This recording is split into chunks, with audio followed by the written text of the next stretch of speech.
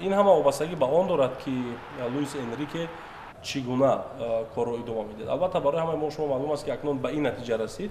Баъд аз ин ҳамин роҳе ки ӯ пеша гирифту ҷавоб дод шитораҳои асосии дастаро гирди худ сохт, гирди на кадом як лидер дар майдон. гирди як лоиҳаи. Бале, ана ҳамин корро фикр мекунам ки идома хоҳад дод. Ва ин ки як футболбоз гапи худро гузаронад, нози ӯро даста бардорад, ин гуна ҳолат бо эҳтимоли зиёд дар дастаи Пари Сен-Жермен дида намешавад дар мавсимҳои оянда ҳам. Бале, ба хотири оне ки агар ба як нафар чунин иҷоза дода шавад, он нафарони дигаре ки натиҷа таъмин мекунанд, онҳо ҳам кӯшиш мекунанд ки дар қатори ӯ бошанд ва ҳатто баъзе вақт мо чунин ҳолатҳоро медидем ки Мбаппе ҳарчанд барои ӯ тамоми шароит муҳайё карда шуда буд дар дастаи Пари Сен-Жермен, ӯ боз ҳам даъво мекард ки бояд маоши ӯ баландтар карда шавад, бояд ӯ масалан фармон бидиҳад ё ин ки ӯ ман гап бизанад ки фалон футболбозро биёред ё наёред ва ин чизҳо рӯз то рӯз ин талаботҳо зиёдтар шудан мегирад. Ба ҳамин хотир ҳоло фикр мекунам ки ҳамин риштаи гапро, риштаи сухани асосиро